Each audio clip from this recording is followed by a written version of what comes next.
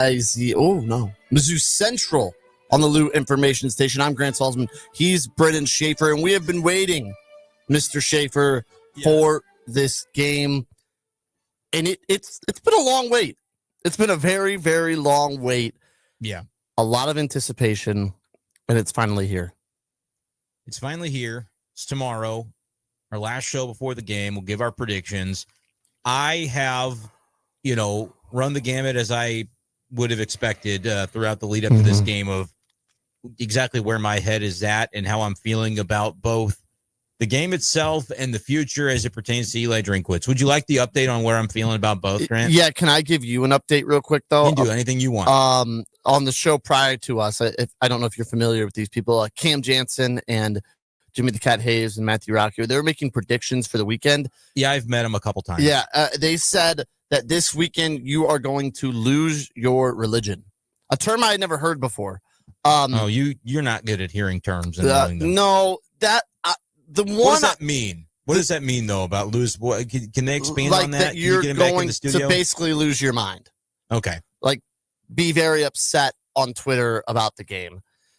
And I said at first no, because I think we're expecting a loss.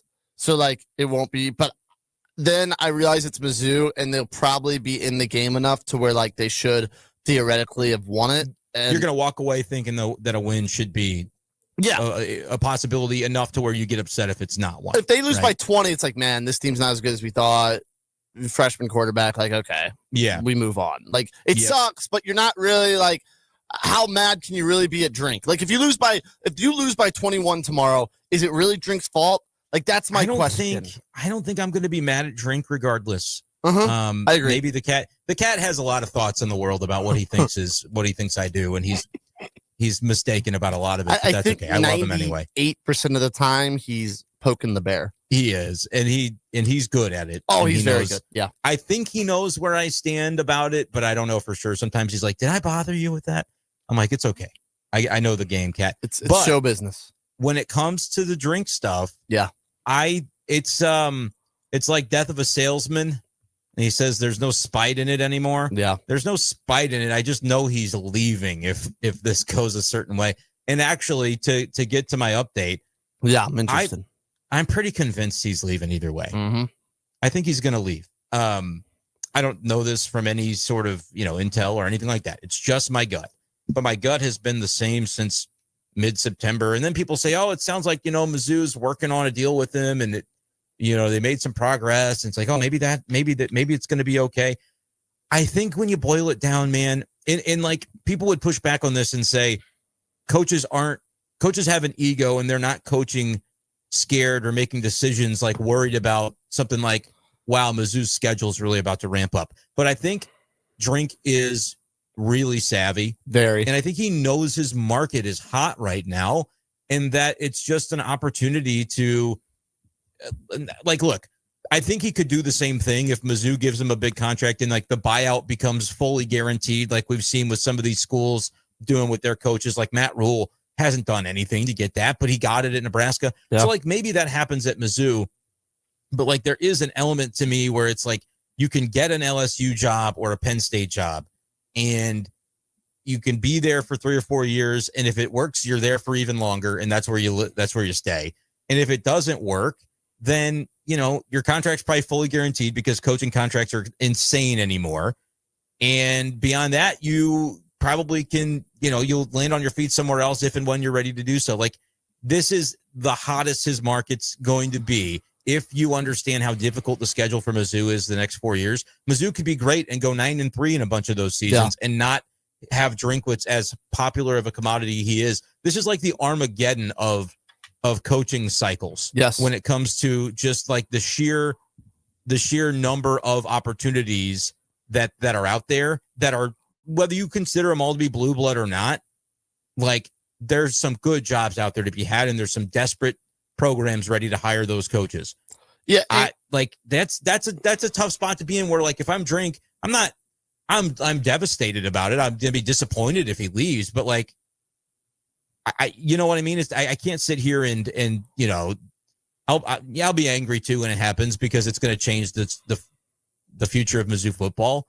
But like from a business standpoint, I can't say that like he's doing anything crazy or outside the bounds if he leaves. So I'm in a spot right now, Grant, where I'm almost resigned to it, and I'll be really, really pleasantly surprised and excited if they find a way to keep him. Yeah, and I think too. I hope if he leaves, I hope it's for an SEC school. See, because I want to be able to play him. Yeah, and like have that as like a new rivalry sort of. Now, here's my thing to your point. Okay, so you don't get these 3 jobs open. Florida, LSU, Penn State. Not quite sure if Penn State's quite on that level, but let's put Mizzou into tier 2. Those are all tier 1s. You can go to a tier 1 school and stink and just be bad. Like Drink could go to Florida, LSU and go below 500 3 years in a row, get fired, get his huge buyout, and he'd still probably get a job at a tier 2 school. He would probably still get a job at a Power 5. Maybe he has to be a coordinator for a year or 2. Yeah, I don't know. And then he'd get a job at a school like Missouri. I mean, look at Rich Rodriguez. He was great at West Virginia, tried to go to Michigan, stunk it up, went back to Arizona. Now he's back at West Virginia. Like, it happens. And not that Rich Rodriguez has done anything that Elijah Drinkowitz has, but it happens. Like, it is not like Missouri is a really, really good job, a top 20, top 25 job. But in top 16, maybe, if you think all SEC schools are just dominant and above everything, but realistically, top 20, top 25. But Alabama and LSU, or pardon me, Florida and LSU and Penn State are top 10, top 5 jobs. Like, that's what's hard. Yeah, it is hard. And again, I think the timing of his potential opportunity is what gets me, where I'm like, look, man, we could win this game and teams could say, oh, now we really need Drink. We could lose this game and then they'll say, oh, now we can hire him because, Mizzou's season's over. So I think either way you slice it, there's no benefit to one result or the other when it comes to what you're hoping for, because I think either way he's got enough suitors, I think, in this market to leave if he wants to. I think that being said, I think there's a better chance he stays if they win. I do think that. I think there's a better chance that if they win this A&M game, the offer that's in hand, he could just feel magical about the place and say, this is what I thought it could be, right? There could be like that reinforcement of the belief that he's held and what he could turn Mizzou into. And maybe the ego works in such a way that rather than going and building something somewhere else, you want to prove you can do it where you're at. I don't know if that's going to be the case either way, but I do think Mizzou winning, there is that level of it too. I don't fear another school coming and poaching at that point. I already fear another school poaching, and I think he has reason to, whether I think he should or not, I think he'll listen. I believe that that's going to be tempting when like Auburn is added to this list, and who's to say what that would look like? I'm not like, it's useless to speculate if he'd want that job over the other 3, but I look at it and say there's enough jobs that, I think it's certainly a plausibility that he would leave. So let's win this freaking game and give him something to think about. Give him the knowledge that, like, man, this place can still be, it can be a special place, and he can build it into that and be the legend who stayed, right? He can be the next Gary Pinkel. That's my hope. That's my hope for this game. You want to know? I want to know your update on the team as a whole, on the game as a whole. The game as a whole. And how I'm feeling about it. Yeah. I'm feeling good. I'm feeling like this could happen, man. I'm feeling like, for as good as A&M is, I'm not dogging them as a number 3, in the country ranked team. I really think there's this aspect of they've been vulnerable. I mean, they beat Arkansas by 3 on the road. They've given up points in their road games. Mm-hmm. So I think that could Zollers have a more potent downfield passing effort than what we had with Prabula. I'm not predicting that it will be, but is it possible? I think it is. I think it's certainly a possibility that is what we end up seeing. And so, do I think this defense can game plan for Marcel Reed? I'm not saying they're going to shut him down, but they did to Pavia, and everybody says Pavia is even better. Is there a realm in which this is a lower scoring game? The total is below 50. Is there a realm in which this plays out and Mizzou's in this thing? Well, I think, to your point, a low-scoring game favors Missouri. It has to be low-scoring. Do you think that? I do, because I think that the less you ask of Zollers, the better. Like, not that he can't do it, but not even maybe that the offenses are bad, just that there's not a lot of possessions, kind of like in that Vandy game. There weren't a lot of possessions. Yes, the offenses weren't great. The defenses were really good. But I think keeping Marcel Reed off the field and limiting what he can do favors Mizzou. If the teams are running up and down, I think there's a higher likelihood of Matt Zollers turning the ball over or making the costly mistake than Marcel Reed. Like, I think in an ideal situation, it's 10-10, and maybe on a 4th and 5 from the 50, when maybe you normally go for it, you're punting it away because you know your defense can go and play defense and get you the ball back. Like, I think that is the situation Mizzou needs to find itself in, is the defense wins this football game. And I think I would say that, honestly, Brendan, even with both they can't win 17-10. That's where I'm like, I don't want it to be that low scoring to where it's like the Vanderbilt game where you expected, like, Zollers is capable of doing so little that at the end of it, we're like, oh yeah, we fell short. Like, we just couldn't move the ball. We couldn't get it done on that. I think you want it in the 20s where, like, I don't think they can score 38 with them because that's what A&M gets to 40. They've scored 40 in all their road games. I don't know if Mizzou does that, but does Mizzou find an ability to get to 24 and hold them to 23 like that? I think in the middle is where Mizzou has to. There's nothing to say that A&M can't win that game in the middle either. But can Mizzou make the one play at the end of a 27-24 win instead of losing it by that exact score like they did against Alabama? Yeah, I agree. Not too high, not too low. The sweet spot where I need to see enough from Zollers and Ahmad Hardy against a run defense that may be a little more friendly than what they saw against Auburn or Bama. But it might not be. So, like, we just got to do it.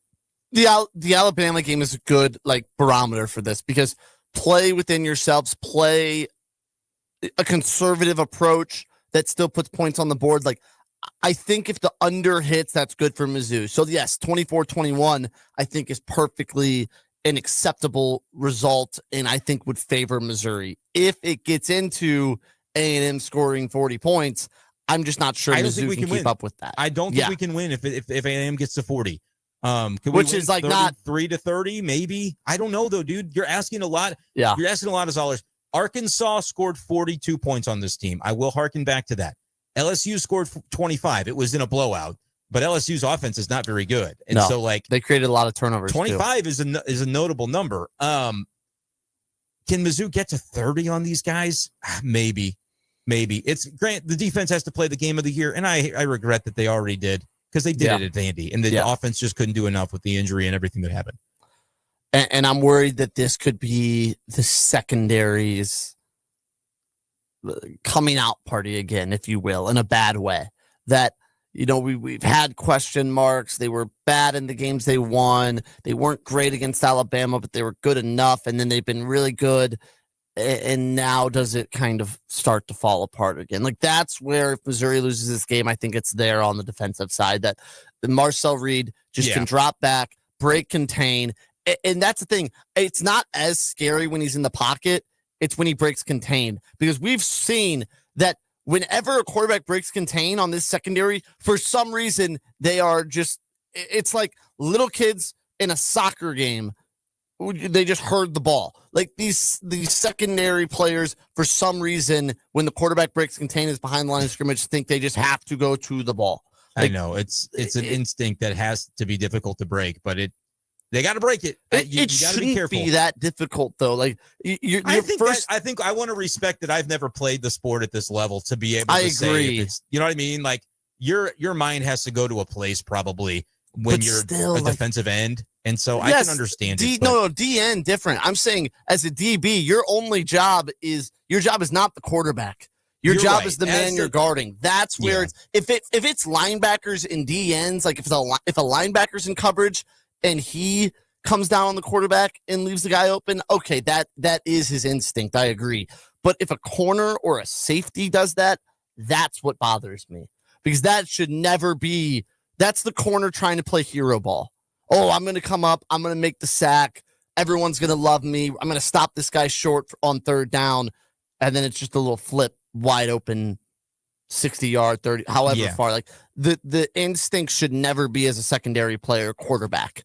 It's always the guy you're guarding. I think you're right. And I think that's something that they've had a bye week here. I don't know if that's a positive or negative, offensively or defensively. I don't know. A&M had one too. So it's not like it's a disadvantage. For the offense, like, I think it's a positive. Part of me thinks it's a positive because you've got the new quarterback and he's had first team reps. And like you said, but he's also had another week to think about it. You know what I mean? Yeah. This might be the perfect defense, though, to play against where like they're a really good, talented defense. So you're going to have to earn it. But also there's proof of concept that they've given up points and they've done it on the road. And so, like, if you find a rhythm in this game and then our defense makes a play, Grant, I wouldn't have said this about any recent game. I wouldn't have said it about Vandy. I don't even think I said it about Auburn.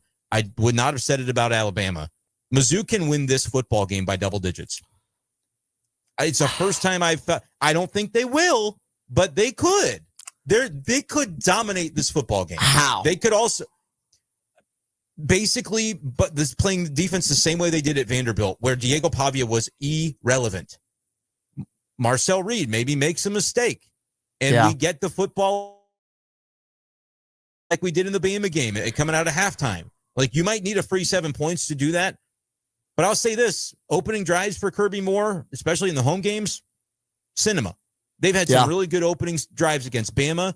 They did it against Kansas. Atlanta was good. Like, they've done this. If they come out and they get the ball first, which you were at Vandy, did we win the coin toss and ask for the football? Yes. I hate that. Please don't do that this time. I don't like that we did it then, but that's fine. But let's say it starts like some of these home games have, where the defense is fired up, and instead of getting a Zion Young penalty on third and forever, you don't, and you take them off the field and you score 7-0. Yeah. Both teams have had the ball at 7-0. Whoever gets it first, and then maybe they score a field goal or something, or 7-3. But there's some point where you get the stop and it's a turnover that leads to a touchdown, and it's like you get that early cushion. And then suddenly, for the first time all year, I mean, A&M is on the ropes in a way that they could lose a football game where they haven't yet. That would be the way. They've been on the ropes before, though. Notre Dame. They have. Notre Dame was on the ropes. I hear you, man. I hear you. I think they can give up enough points to lose by a lot if Mizzou plays great defensively. 31-17, that could happen. I'm not predicting it. I wouldn't make that my honest prediction. But this is the first time I have felt Mizzou could win the game by double digits. They could also, the most likely score of this game, if I were going to be real about it, if I weren't a Mizzou fan and I was just looking at this game, I would say 27-13 A&M. Okay. You know what I mean? But that doesn't mean I don't think we can win. But I would look at it and say, it'll be close in the first half. It'll be, 14-10 at halftime. And then Mizzou's offense just kind of, they just can't get over the hump. And A&M's not great. Mizzou plays good defense, but not great. And then it just kind of bleeds you out a little bit. And it's a game where, even in the fourth quarter, it feels like, hey, we're down 8. We're in it. But ultimately, it just 27-16, something like that could happen. That's not going to be my score prediction, but I'm just telling you, like, you could lose this game by double digits. You could win this game by double digits. And I would not have said that in recent weeks. I didn't think Mizzou was going to get blown out of any of the games that they've lost. But I didn't think they could win big in those games. Yeah. I think there is room on either side for this one. Now, let me talk you through this LSU A&M game, because someone who I know works in the Baton Rouge area, covers the team, said it was the best half LSU's played all season, that first half. I'll give you the kind of the play-by-play of it, and I'll tell you what Mizzou can capitalize off of, learn from this, but what they have to do differently than LSU. LSU starts with basically a 3-and-out, they punt. A&M goes down, drives, scores a touchdown. LSU responds with a long touchdown drive of themselves, and then A&M scores another touchdown right away. So it's 14-7. LSU punts again. This is the end of the first quarter. Then they block a punt, get a safety, 14-9. Then they go 3-and-out, and then the defense comes up again, and they get a pick of Marcel Reed, which turns into a touchdown. They're up 15-14. They don't get the 2-point conversion. Next drive, another pick of Marcel Reed. Yep. They only get 3 off of it, they though. Bungled that opportunity. They got basically 3 turnovers, a blocked punt, and 2 interceptions, got 11 points. Yep. 2 of those from the safety on the blocked punt. I was pulling my hair out watching that game because I couldn't believe they weren't getting more out of their opportunities. So you end up with the field goal. You don't capitalize after the block punt on the next drive with good field position. You go 3 and out. And on the interception, you do score. You only get 6 out of it. Okay, whatever. And then it's basically A&M all the way. They go touchdown, block a punt for a touchdown. It was touchdown dominant. again, touchdown again. It's what's over. your point? What's your point? It was dominant. That I think Missouri has the chance, to your point, in the first half to maybe create some havoc. They did it against Vandy, maybe this whole game. But A&M is too good that if you don't capitalize on your opportunities, you will lose this game. Mizzou you will lose by a lot. You probably need a double-digit lead at some point in the first half to win the game. Yeah. You will. Is that don't start fast? Yeah. I'm really quickly gonna. This ain't gonna be a go find a river at halftime kind of game if Mizzou is down. That's just not. I don't know if this is one they come from behind in with everything going on with the coaching rumors that bleeds into the team. If they come out swinging, I'll say, man, Drink had him ready to play. He found a way to block out the noise, and they're not even hearing the noise. Yeah. They don't care that they're on their third-string quarterback. They do have STP.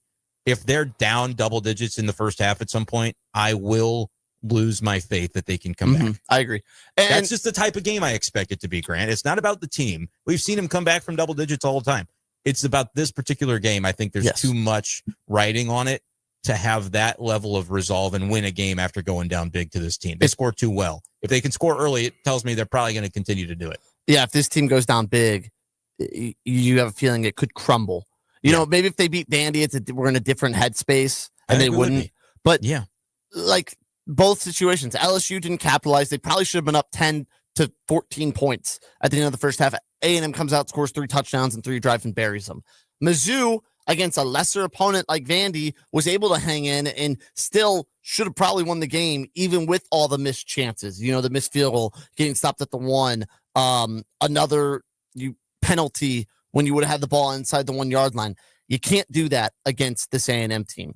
I'm not saying you had to play a perfect game. We kind of talked about it against Bama, but you have to have an A- game that you capitalize on every opportunity, though. Like your third and 4s and less, you got to get. Your 4th and 1s when you go for it, you got to get. And you have to be better on 3rd and 4th down than A&M is, and probably win the turnover battle as well. I think you're right. And like, how many times have we sat here and said, oh, man, they got to play a near perfect game? And like, they didn't.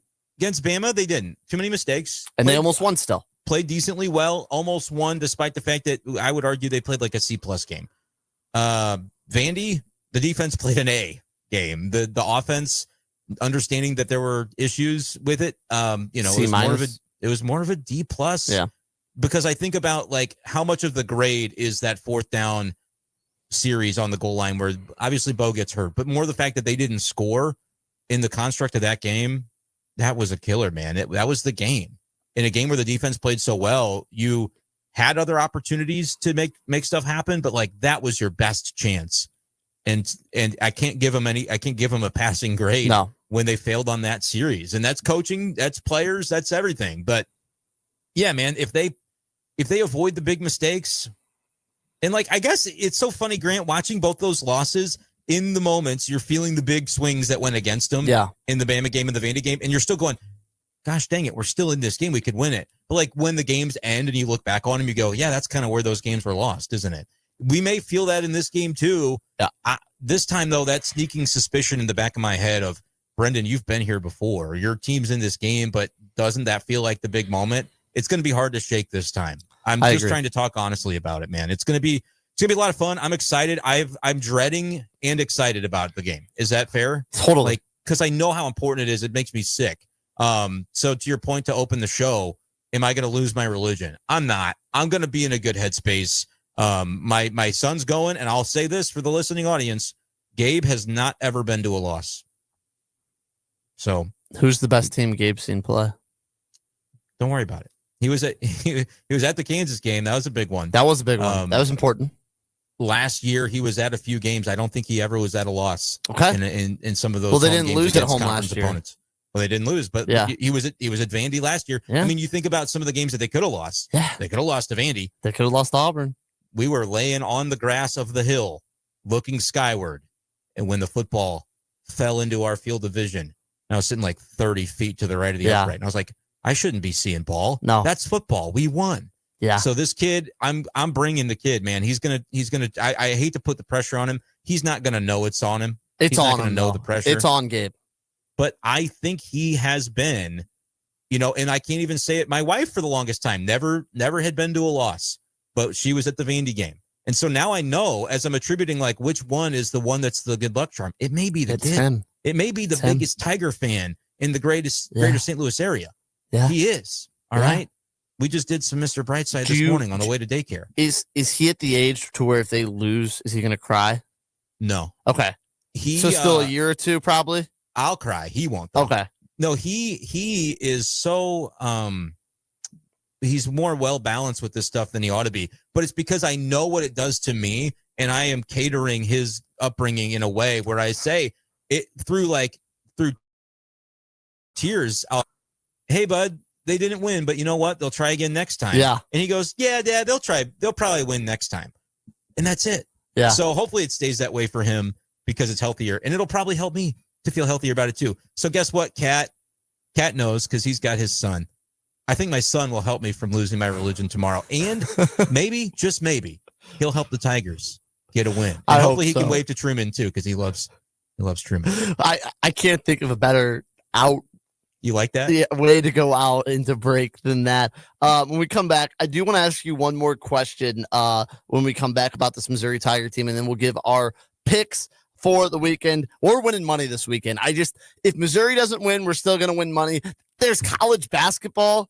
There's a lot going on that you can gamble on this weekend, and make sure when you sign up for DraftKings, use code STL Sports. You're going to get, just bet $5, get $300 when you sign up on December 1st. That's when it will be legal here in Missouri, but we will tell you more about that on the other side of the break. This is Mizzou Central on the Lou Information Station. We're live and on demand at louinfo.com. St. Louis, meet your new daily companion, the Lou Information Station app. Listen live anywhere, anytime with one click. Dive into live or on-demand content. It's the fastest way to stay connected to the conversations that matter in the Lou. Just search Lou Information Station in the App Store or Google Play and download it free today. The Lou Information Station app. Crystal clear St. Louis talk 24/7. When you buy a hot tub, you want more than bubbles. You want value that lasts. At St. Louis Hot Tub Warehouse, their low overhead means premium American-made products priced better than the competition and the best price guarantee in town. They'll beat any local dealer on a comparable model. With over 38-year business and 400-plus five-star reviews, you can trust they'll be there to service your spa long after the sale. St. Louis Hot Tub Warehouse. Highest quality, best price. Visit besthоttubprices.com today. Is your brand stuck on the sidelines? Tired of feeling like your marketing budget is just warming the bench? Well, then it's time to get in the game with Eyesight Media. We don't just put your brand near the action, we put you in the act. Imagine this, your company front and center, showcased in NCAA and pro stadiums and arenas nationwide. If you're ready to elevate your brand to MVP status, don't miss this shot. Visit eyesightmediagroup.com today to apply for an in-arena partnership. That's eyesightmediagroup.com. LouInfo.com news headlines brought to you by Brown and Crouppen. GetBC.com. With your LouInfo.com news, I'm Jared Cirillo. The FAA so far is not cutting flights at Lambert International Airport because of the government shutdown. However, St. Louis travelers are still feeling the impact. Federal officials announced a 10% flight reduction beginning today at 40 high-volume airports. While Lambert was not on the list, the cutbacks could still affect travelers' destinations and connecting flights. Air traffic controllers have been working unpaid since the shutdown began October 1st. The Missouri Attorney General is adding a new charge against St. Louis Sheriff Alfred Montgomery in her case to remove him from office. The new count accuses the sheriff of being unable to devote his time to the sheriff's office because he is currently in jail for a bond violation in a federal case. Attorney General Catherine Hanaway said it's impossible for Montgomery to fulfill his duties while he is behind bars. For the Lou Information Station, I'm Jared Cirillo. Now, LouInfo.com weather. Presented by STL Sports Central. St. Louis sports. Anytime, anywhere. Here's your LouInfo.com weather update. We're headed for about 70 on the afternoon high today. Some clouds, but clearing up by later on, and the wind will be a little bit gusty. Mid-40s and clear for the upper 60s, and a mix of sunshine and clouds on Saturday. We could get an afternoon shower. A few showers Saturday night, back to sunshine and cooler Sunday, low 40s. I'm meteorologist Steve Hamilton for the Lou Information Station, streaming 24/7 at louinfo.com. Buddy. What do you say, buddy? Man, life comes at you fast. 1 minute you're cruising home, the next flashing lights in your rearview. And that's when you need backup. With the Legal Buddy app, you can connect to a local attorney in seconds. Seconds? Not waiting days for a callback? Nope, right away. DWI, car accident, criminal charge, traffic ticket, Legal Buddy's got your back. So it's like having a lawyer in your pocket. Exactly. Someone ready to step in the moment you need them, no matter the situation. That's peace of mind. That's Legal Buddy. We're always going to be buddies, right? All right, where do I get this? Just download the Legal Buddy app at LegalBuddyApp.com. Register and use code LEGAL for your chance to win a $250 Amazon gift card. Nice. Tickets, accidents, legal trouble, you're covered. The Legal Buddy app, always on your side. Download it today. Enter code LEGAL for your chance to win a $250 Amazon gift card. Buddy, you don't get much better than this. Yep. The Earl Austin Experience with Earl Austin Jr. Saturday mornings from 9 to 11. Brought to you by Fast Track Auto Transport, St. Louis's go-to company for all your vehicle transport needs. Visit ftautotrans.com or call 636-677-9004. When it's time to bring the energy, don't fake it. Fuel it. Drink Thunder is the all-natural, plant-based, fruit-based pre-workout drink that gives you real results without the junk. No sugar, no crash, just clean energy, powered by nature, and loaded with vitamins, minerals, and antioxidants to help you perform at your best. Go to drinkthunder.com and grab your favorite flavor: orange, mango, blackberry, lemonade, or strawberry cream. Drink Thunder, the clean way to power your workout. drinkthunder.com. The Earl Austin Experience with Earl Austin Jr. Saturday mornings from 9 to 11. Brought to you by Fast Track Auto Transport, St. Louis's go-to company for all your vehicle transport needs. Visit ftautotrans.com or call 636-677-9004.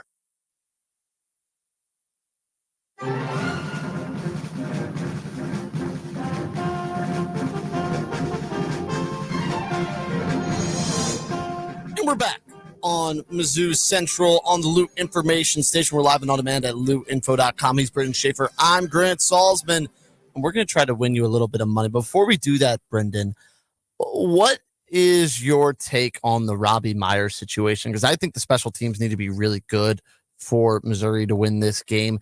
And to put it quite frankly, they haven't been. No. When do they kick? Like, what is the situation that they will kick a field goal? Because I'm not sure. Like fourth and longer than 10 from inside the 20-yard line they kick. Like, I don't know the situation that they feel comfortable. They'll kick a 40-yarder if you're 4th and 8. Like, I think you have to take points at certain points, or at least, and I get it. You're saying, well, Brendan, take points implies that you will get the points if you kick. Robbie Meyer would not attempt a field goal for me on Saturday if I were the coach of the football team. God bless him.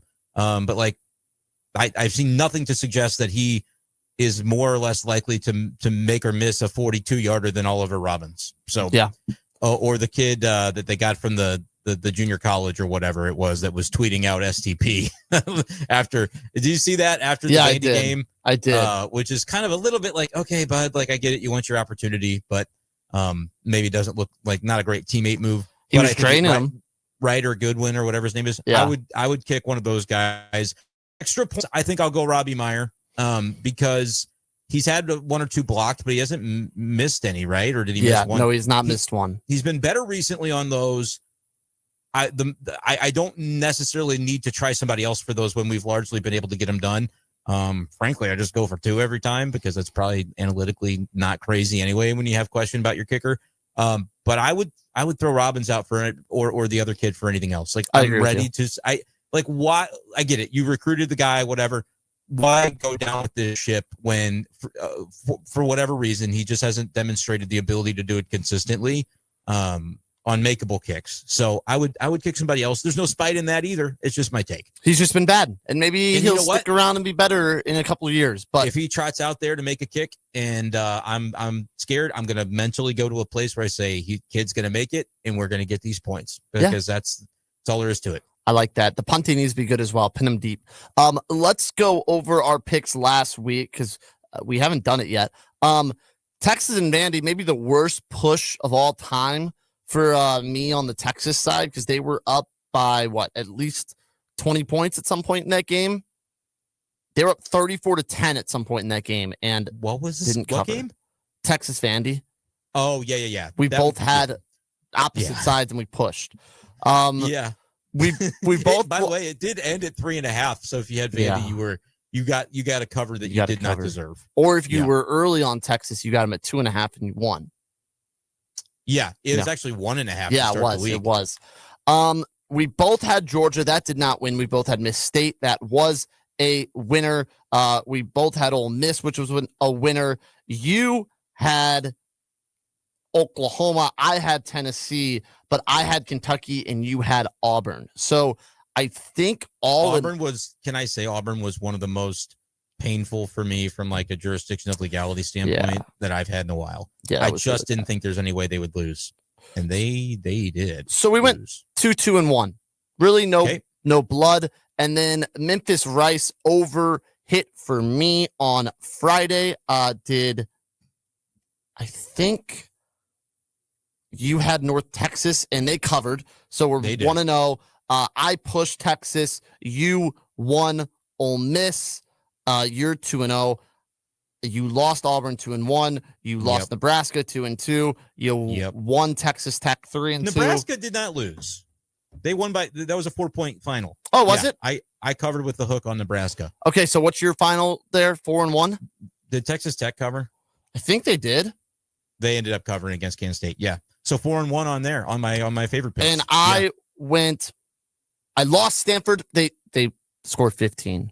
They lost by 15. Did I lose North Carolina? No, I won North Carolina. That was very easy. And did they win? Yeah. The Steelers money line 2 units. You know what? I forgot about that, Grant. I meant to check up with you after that game, and I totally slipped my mind. That was awesome. I'm happy that you got your win, though. So I basically went 4-1-1. I went up 3 units. You went up 3 units. All right, let's rock and roll. We're all square this week. Exactly all square. We won money. Let's do it again. And we will start with. I don't have my. Do you have your draft pulled up? Mine's loading. Sorry, I didn't pull the draft. Sorry about that. We are using DraftKings though, so make sure the crown is yours to use DraftKings. They're going to offer some great promos and stuff to sign up, so that's going to be a great thing when it goes live. Even I think I would wager to bet, even if you've already signed up in Illinois or elsewhere, you will probably get some promos for betting in Missouri. Yeah, it won't be the same as if you've never signed up with an account, but they'll give you some goodies. All right, Georgia goes to Mississippi State. That number was 7. It's now 9.5. I will take Mississippi State plus 9.5. Oh, are you sure? The number is really juicy, which tells me that I don't want to fall into it. I'll go Georgia. Okay. I think Mississippi State is absolutely the play that it's almost the number looks too tasty, and that's why I'm avoiding it. Okay. I liked him at plus 7 more than I do now at 9.5 because I got a queasy feeling. So I'll fade you just because I think it's fun to fade you. Auburn is going to Vanderbilt. Vandy is a 6-point favorite. Auburn did fire Hugh Freeze. Do you get the dead cat bounce with the new coach? Yes, I'll take Auburn plus 6. I don't care really who's coaching them. I don't think they have a quarterback that can lead on offense. So I'm going to take Vanderbilt.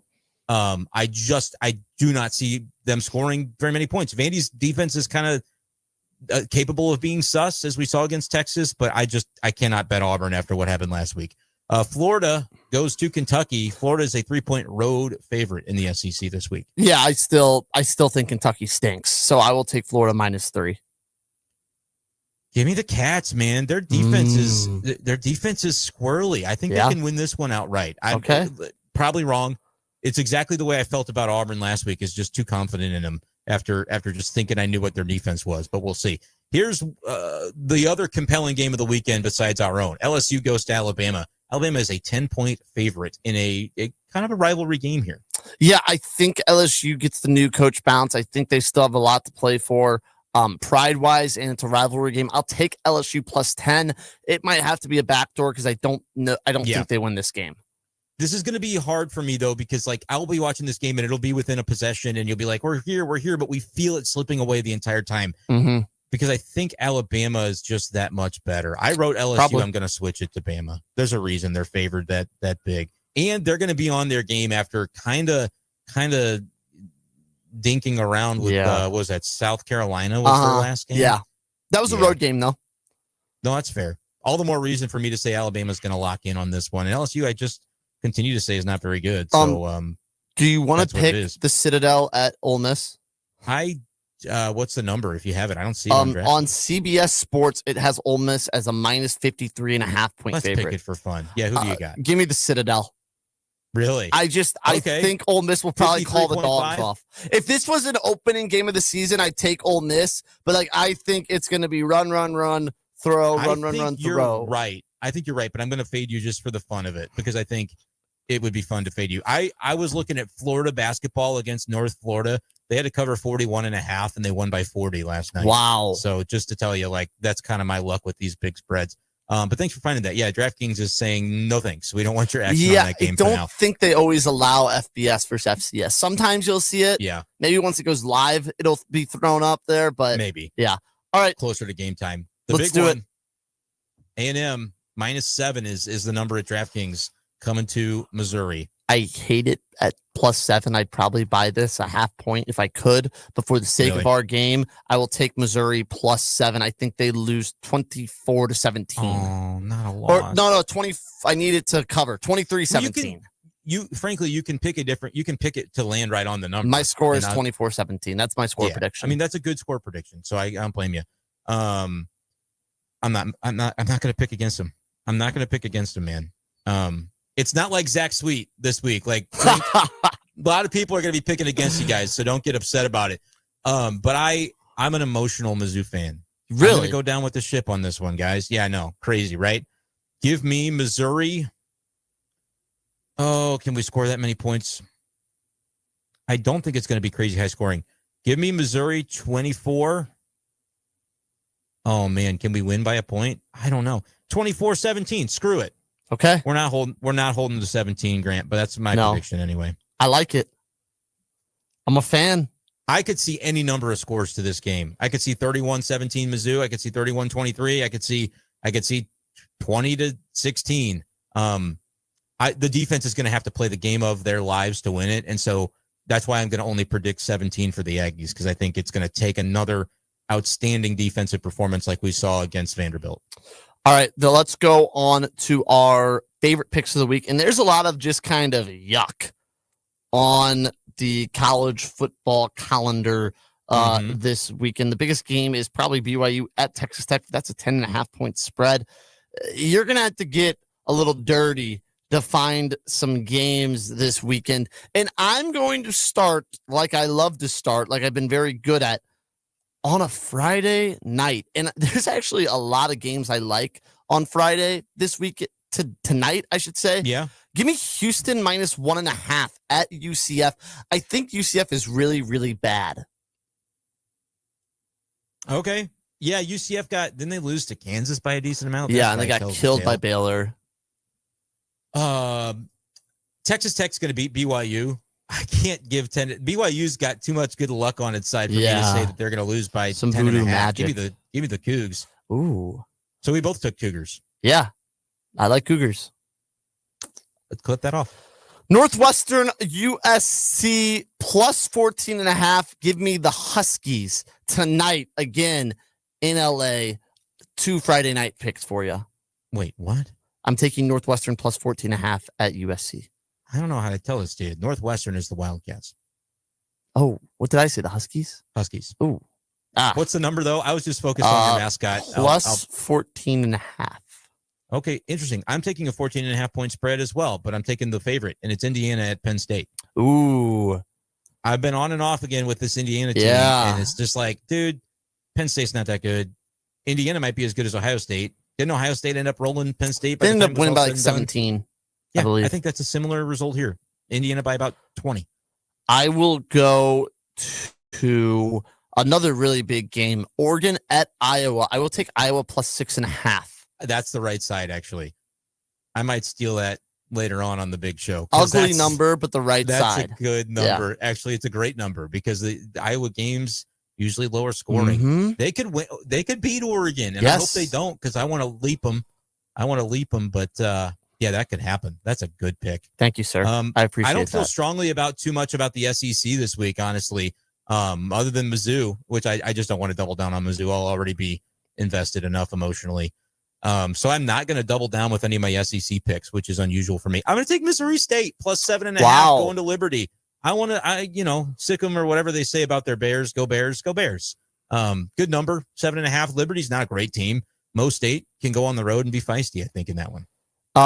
The Rams play the 49ers this weekend, and NFL. I am going to take the 49ers plus 4.5. They always play well against the LA Rams. Yeah, I'm going NFL for the Niners. Yeah, plus 4.5 for the Niners. In that rivalry, only one team actually has a home field advantage. Exactly. So I like the Lions number at 7.5 with the backup quarterback, but the Lions looked really bad last week, so I'm not sure about that one. I actually feel, how good are the Vikings? Because they're underdogs at home to the Ravens. No one knows.